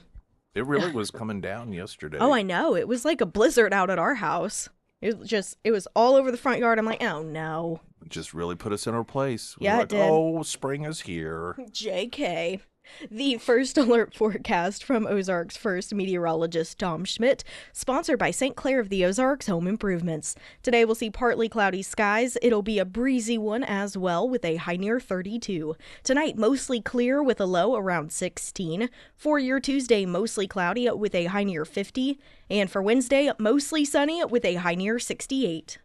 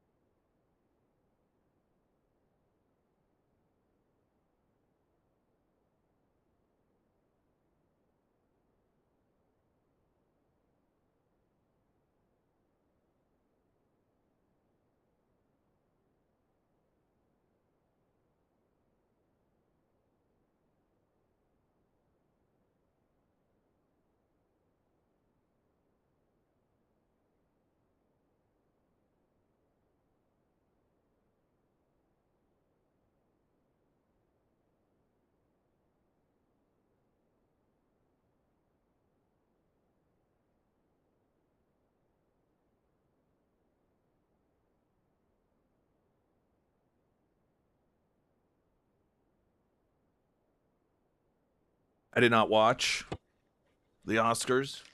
I did not either. In the stories I've seen, I'm not seeing any mention of support for the people of Iran, the people who have been calling for assistance in taking their country back from Islamic terrorists to make it the country it was once upon a time. It's really remarkable how little attention gets paid and how little education there attempts to be by people other than those, I guess, on the right about what Iran used to be. That Iran was this place of liberation, of women equality, scientists, women, like they were men and women in terms of the workplace, just equally. Wore bathing suit, it's just normal stuff. That was the 70s in Iran, and then it was taken over by Islamists, and it turned into a place that women can be murdered for being raped, where LGBTQ people get executed, where women aren't allowed to well, I mean, we all know what it's become, but there seems to be a real lack of interest as to the liberation of these people. And listen, this isn't an argument, or it shouldn't be, about whether this is our place to do it. In terms of their plight. The fact that there is a liberation at hand, and there is no encouragement that is coming from Hollywood left. There's no focus on the people that have, particularly again women, that have long been oppressed. Some of them never knowing a life in which they weren't, and here they're wanting this. This is what they're asking for, and it's something that would not be happening if it weren't for Donald Trump. It is giving us a full demonstration that people on the left, they don't care about this stuff. They do not care about human rights. They care about appearing superior. And the way that they do that is they will find something and they will position it as their superiority, that they are supporting this or they're against this oppression. But it isn't about an anchored belief system. It's not some, recognition of oppression being a bad thing, so wherever we see it, we're going to fight against it. That's not how they operate. It's like everything else. Is this something that I can use against my enemies? These people would rather see the Iranians and specifically some of the, quote, marginalized groups continue to live under a tortured, horrific oppression than have Donald Trump look good. That is how maniacal and psychopathic these people are on the left. There's a piece in Breitbart. Oscar-winning director David Borenstein claimed his Academy Award on Sunday and used the moment to rant against governments that commit murder on the streets and unnamed oligarchs who take over the media. Now, he's not talking about Iran. The Copenhagen-based American director won his Best Documentary Award for Mr. Nobody Against Putin, a primary school teacher's record of the indoctrination of his people to support Russia's invasion of Ukraine.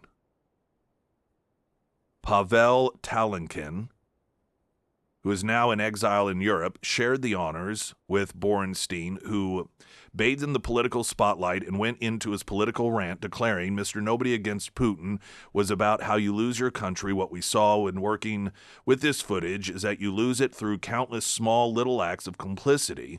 And he started comparing it to ICE and Border Patrol and claiming that in a subsequent backstage interview that his friends from the former Soviet Union, the oppressed in Russia, tell him that it's even worse in America. Donald Trump's scarier. Quote, one interesting thing about working with a team of Russians throughout this process has been my desire as an American to constantly compare the situation in America to Russia, he said. But they warned him that it's much worse because Trump is working even faster than Putin ever did. Now, again, this is fantasy land. The fact that he is receiving the award here in the United States of America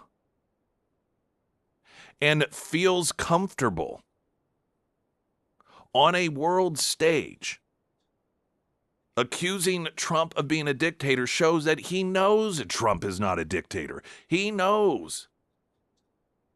There's a reason why he isn't doing that sort of acceptance over in Russia. There's a reason that he isn't going on Russian television and making these sorts of declarations about Putin, as opposed to doing it here in the United States where he gets celebrated for it. That is not what a dictatorship looks like.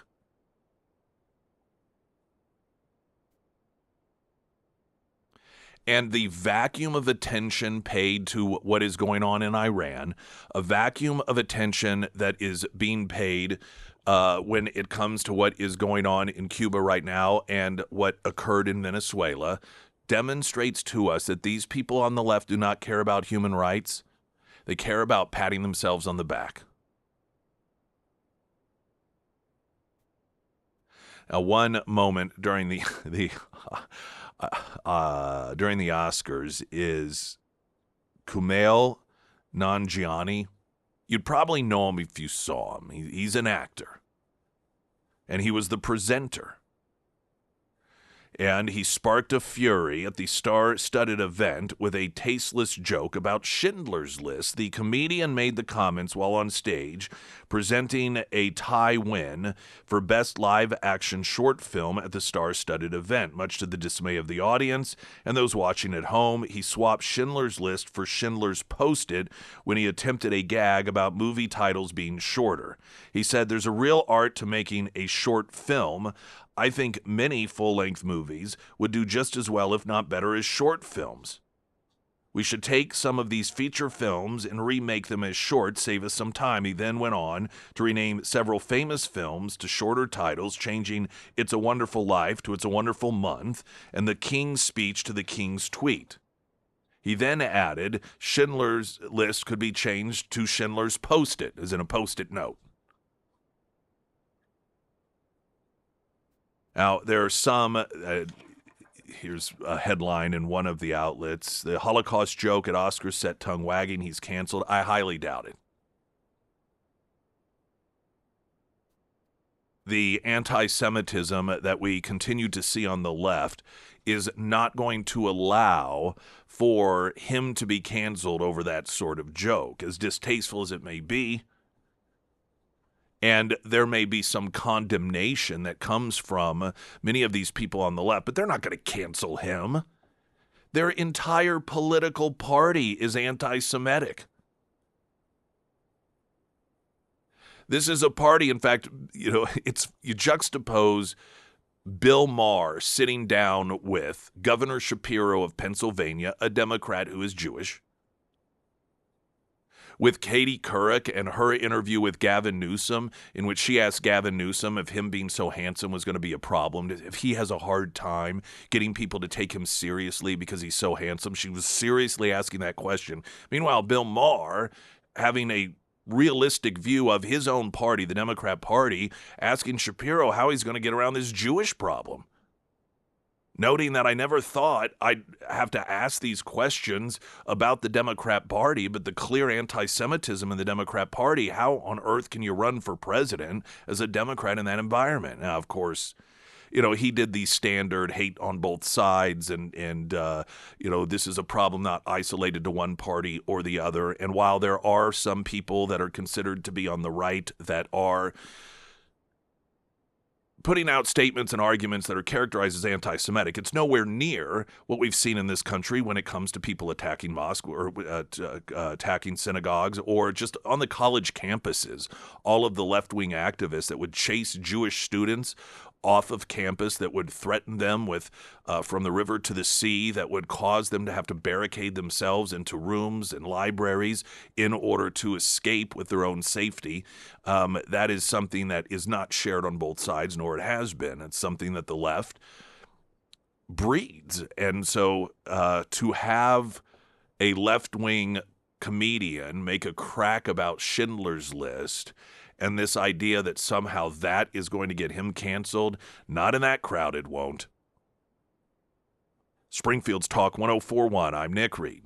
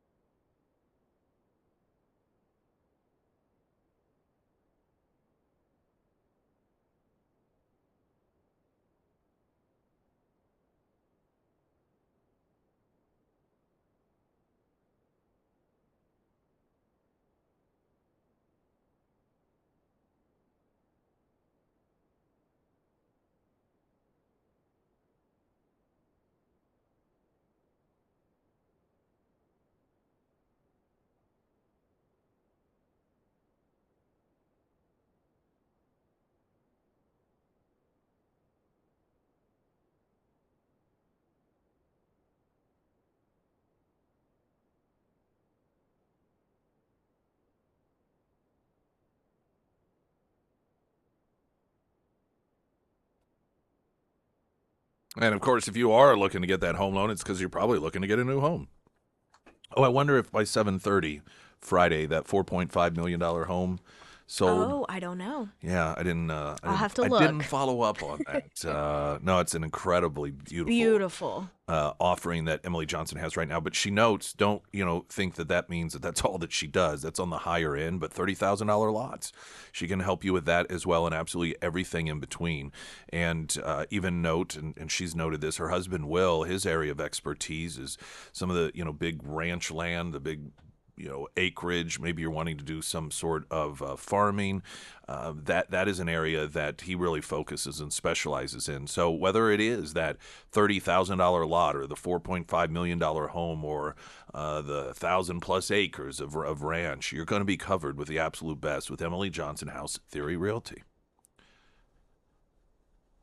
I want to go back to this Cuba thing, and the president of Cuba announced that he was working with the United States in order to see what a less hostile relationship could look like. Now, much of this is because Trump has blocked embargoed Venezuelan oil from making it to Cuba, and they really have run out of energy stuff, to run things. And this is quite an annoyance to them, as you can imagine, and it threatens their grip on that country. Fox News has a story. Protesters torch the Communist Party headquarters in Cuba. Video appears to capture gunfire, with protesters attacking the headquarters overnight, ransacking the building, and attempting to set it on fire. And video appeared to capture gunfire on a man on the ground outside. Now, Cuban state media denied that anyone had been struck by police gunfire and announced 5 arrests. Dramatic footage showed a large crowd gathering outside the building in the city of Moron as a fire burns in the street and protesters throw burning objects at the building. Protesters could be heard chanting Libertad, Libertad, which is Spanish for freedom, freedom, moments before gunfire rings out in the video. Again, where is the left on this? Where are all of King protesters to be on the side of the road supporting the individuals in Cuba that are fighting for liberation? Where are all of dictator people when it comes to this moral support for the people of Cuba? Again, amazing how absent it is. A young man appears to collapse as others nearby scream in Spanish. They shot him. They're shooting. They said they wouldn't shoot, but they shot him. A video then shows people carrying the injured man away. And there's another video obtained by Fox News Digital. Large crowds can march through the unlit streets before unrest spread to the Communist Party headquarters. And so in the government, again, they're saying, hey, we didn't shoot anyone. And then the protesters are saying, yes, you did. And so you got that sort of back and forth going.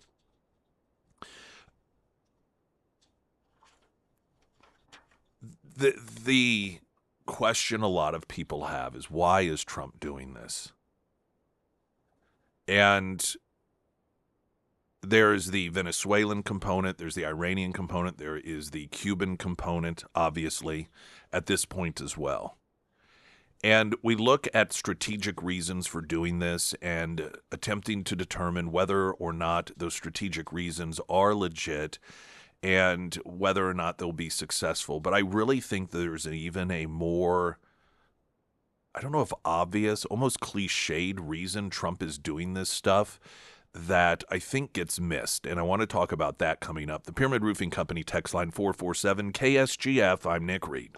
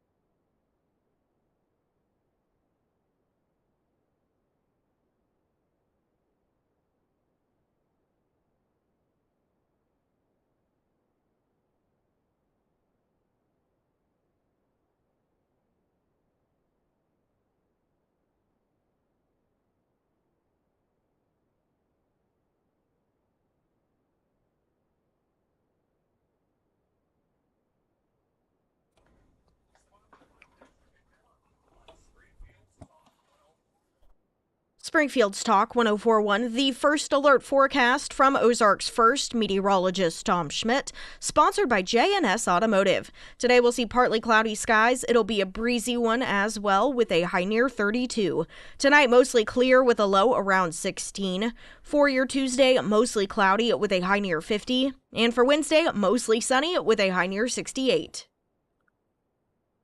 Strategically, looking at countries like Venezuela and Cuba and Iran, it makes sense that a president would recognize the problematic nature when it comes to our national security of these different countries. And so much of it is interconnected. There was a lot of reliance, particularly when it came to the drone. Simply assembling the drones in Venezuela that would then go back to Iran, that would then go to Russia, that would be used over Ukraine. And you've got the oil component, and then countries like China and Russia that were moving into essentially Venezuela and creating this presence in our half of the world. Now, some people are going to claim that there are other reasons for it and that it is all about oil. Well, oil is obviously a huge component to it. It's part of, the benefit that those that see us as an enemy have found by partnering with a country like Venezuela. Oftentimes there's a lot of different spokes in the wheel, and you also have that strategic partnership with Iran that benefits Russia and benefits the Chinese, while at the same time they had enriched uranium to a level that was problematic for a country that claimed it's going to wipe us off the map, wipe Iran or Israel off the map, while at the same time actively attempting to assassinate the president of the United States. I mean, just 2 weeks ago, or maybe it was last week, there was a would-be assassin found guilty in a New York court, and this was an individual that was being directed by the Iranians to try and kill Trump. It wasn't the first attempt. And not to rehash the discussion as to whether or not, the Iranian regime is something that we should mess with or worry about. I think when you get to the point that having another country actively seeking to take out your president is something that you just think is no big deal. We're not talking just rhetorically. We're not talking about just the chance death to America. They actually are have been trying to. They have just failed thus far. This isn't some passive effort by the Iranian people. And it worries me a bit, the attitude that we have, that we just allow another country to do this constantly to us, and don't find that to be worthy of any sort of response.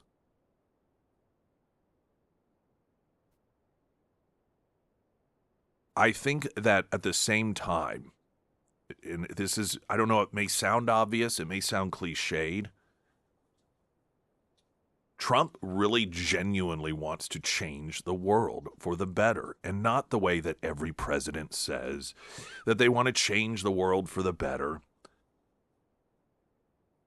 but actually do it. And it just so happens, embarking on endeavors that, if successful, make it safer in terms of national security for the United States, that also happens to be a benefit to the world overall. So sometimes you do have one in the same. I do believe that it is strategically wise to not have Venezuela where it was in terms of its relationships and allowing our enemies into our side of the globe.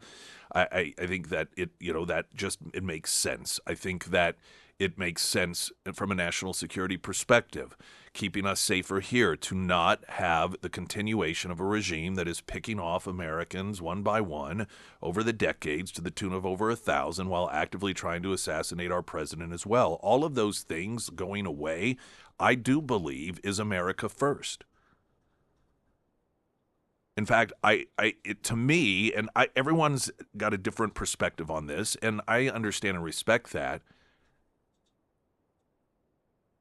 But focusing on a country that is trying to destroy you and kill your president, kill our president, saying that doing something about it's not America first, that seems pretty America first to me. And making these bold changes, if they are successful, it really is going to change the landmark, not just in terms of our own national security, but of the entire world. And Trump is a guy that doesn't like to waste time. Trump likes for everything that he does to have a meaningful purpose with the goal of a meaningful outcome. And the reality of the presidency is, when you're talking about a lot of things domestically, like spending and just things, economically speaking, it's not as easy as being an executive in terms of, you can do some executive orders, but there are a lot of challenges because you have Congress that you have to deal with. You think about the difficulty that the administration had in getting the big, beautiful bill through. And we talked with Congressman Burleson to some degree about that and the behind-the-scenes stuff that they were doing, the Freedom Caucus, and just all of the negotiations going on, because you're dealing not just with an opposition political party in the Democrats, but a lot of people within the Republican Party that are not Trump people. And so, there's just a lot of roadblocks there. And it's a very, very, very slow moving thing. A tremendous amount of effort goes into, oftentimes, getting things done domestically that oftentimes turn out to not really be that meaningful. But as an executive, as president of the United States, when it comes to foreign policy things, that really, truly is where Donald Trump's talents shine, because he is able to one-on-one deal with a world leader. He is able to get world leaders from other countries together, get them on a phone, and make the sort of deals that make very meaningful change that he really is the director of.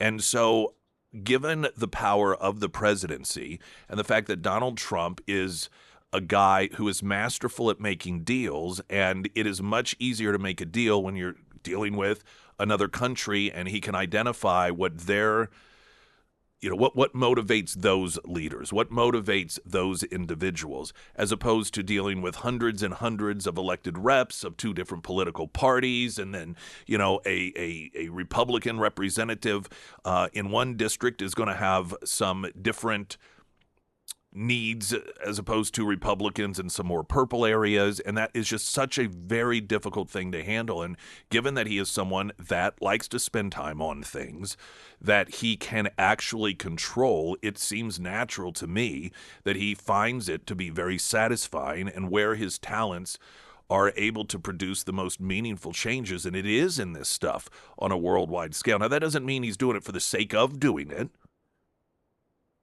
I believe that he genuinely believes that he can, and believes that he will leave the presidency, and this world will be vastly different for the better. And that some of these countries, Iran being, just the Abraham Accords themselves, I don't believe that any of this would be playing out in terms of our war with Iran if it were not for not just the Abraham Accords, but the overall shift in relationships that Donald Trump has been able to make with these people in the Middle East by recognizing what it is what drives them and utilizing those motivations in order to create scenarios that being more pro-U.S. is going to benefit them. And to move past this nonsense of the enemy of my enemy is my enemy. And so even though they didn't necessarily, some of these other countries, get along with Iran, when it really came down to it, if it was the United States or Israel that was picking on Iran, they would side with Iran. And all of that has changed. That in and of itself is a massive change, altering the landscape, something that no other president has been able to do. And I believe that Trump sees that he is in a position and he has the ability to not just create a world that will make it better in terms of security for the United States, but to actually fundamentally change the landscape in ways that he already has. And I think this Iranian piece is going to be a large one. And it's just as simple as what so many others in the past have claimed that they want to do in a sort of a bumper sticker slogan of making the world a better place, leaving it a better place. And when I got here, I think Donald Trump's really doing it. It is his goal, is to have that done. And in so many ways, he's already succeeded. Springfield's Talk 1041, the Pyramid Roofing Company text line 447 KSGF. I'm Nick Reed.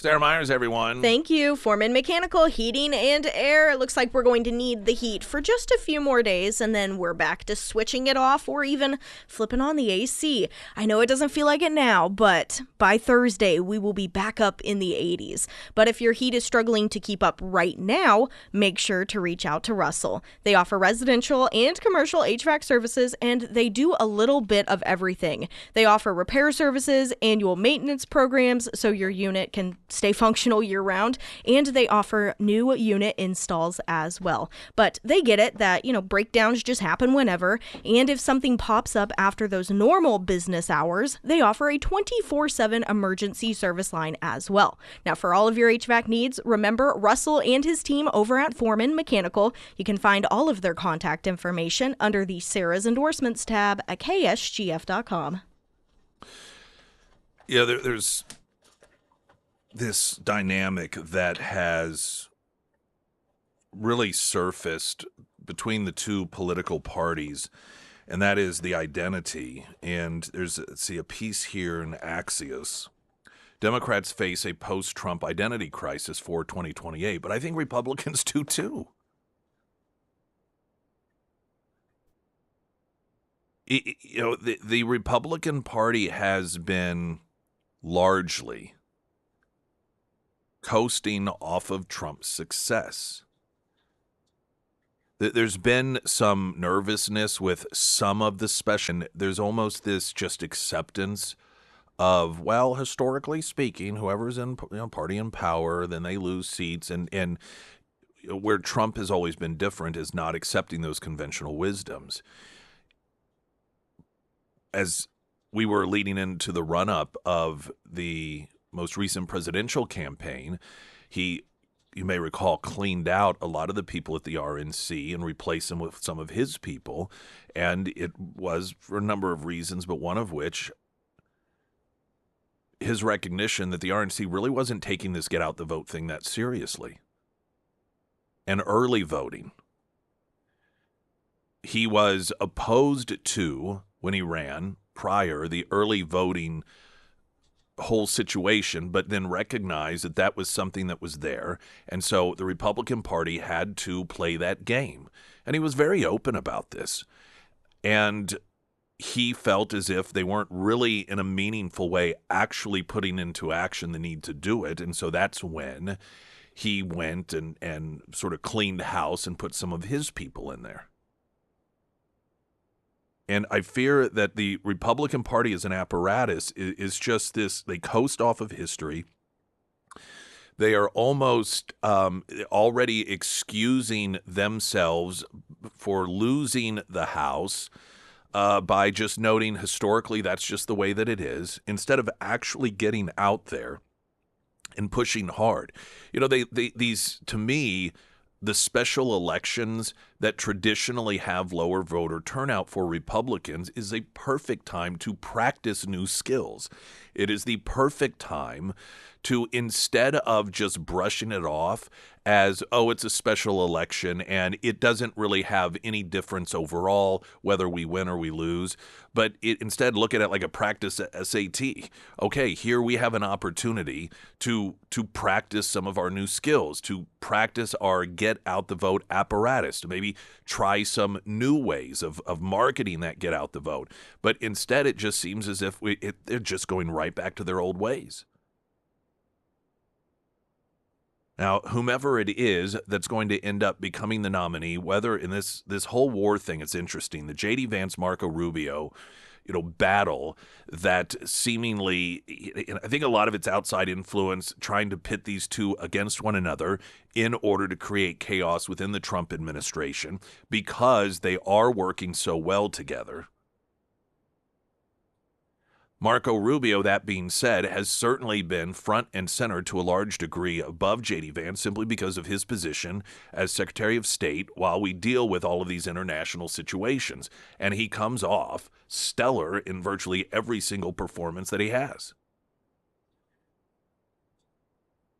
There's a belief that some of these stories that have been popping up about Trump and last week these sources within the administration claiming that Trump wasn't fully prepared for certain aspects of this, things which don't pass the legitimacy test, but nonetheless it's believed that some of this is internal efforts between, be it the Vance people or the Rubio people, and that there's a desire to sort of, the Vance people maybe to get Marco Rubio out of the spotlight to some degree. But there's these personality components that are involved in this that are demonstrating that J.D. Vance, though he is largely considered to be the next in line, some are beginning to wonder if Marco Rubio is overshadowing him to where it wouldn't make so much sense to have Marco Rubio as vice president. Now, a lot of things can happen between then and now. Outside of that, whichever of these two individuals, however, I do fear that even though they are under Trump's wing, and if either of them are to get the nomination, then it will be presented as a continuation of Donald Trump policies, which, of course, the Democrats and the media are going to tell us are horrible. But, I just fear the Republican Party itself is is becoming a third party, in the sense that you have Trump Party, you have Democrat Party, and then you have, in terms of operating, the Republican Party because of the divide of voters. And so many of these Trump voters that may become J.D. Vance voters, they may become Marco Rubio voters, but that doesn't translate to getting out and voting for Republicans. And so while Axios has this, Democrats face a post-Trump identity crisis, I think the Republicans do as well, because both parties, interestingly enough, have essentially, in the modern era, built their ID around Donald Trump. Republicans, it's riding his coattails. For Democrats, it's we are the opposite of him. And whatever he says, we will be opposed to. Whatever endeavor he embarks upon, we will be against. Whomever it is he makes an ally with, we will be an enemy. And the power vacuum or the personality vacuum that is going to be created when he's no longer in the picture really does put it up to anyone's game. And it's unfortunate because it's an opportunity if the Republican Party had even the desire to long-term benefit from Donald Trump, they would recognize the weakness of the Democrat Party and recognize that once Donald Trump is gone, the Democrat Party will have nothing. But the Republican Party is putting themselves in a similar situation as well. The approach of the two parties is going to be much different. Republicans, it is going to be, I believe, look how crazy the Democrats are. And the Democrats are going to continue on this pathway of we're the good guys, everyone else is evil, so you do not even need to worry about the outcome of policies. You don't need to worry about anything other than supporting them. Supporting Republicans is supporting Nazis, supporting white supremacists, and you need to be on the side of good and virtuous, which means you support us. You don't need to know why, other than we are the good guys, and they will use lawfare. Another piece in Axios is noting that Democrats are already planning on going after American citizens who have been supported in their professional capacity by the Trump administration, be it attorneys, be it teachers. And that while none of the individuals that they plan on dragging through the mud have done anything illegally, they will choose to destroy them anyhow, to send a message to anyone. We are the ones in charge, even when we're not. And like every other authoritarian regime, once they get into power, they purge. And the Democrats have gotten to the point now that they cannot win on the issues, and so they utilize that fear to try and get people to come over to their side. Springfield's Talk 1041, I'm Nick Reed.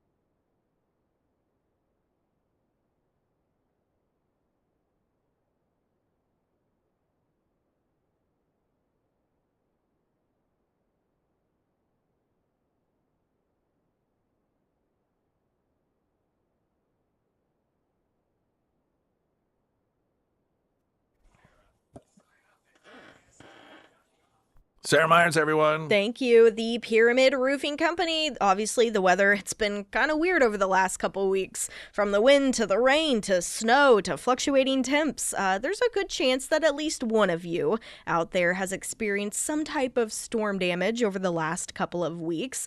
If that is you, don't go with some random door knocker.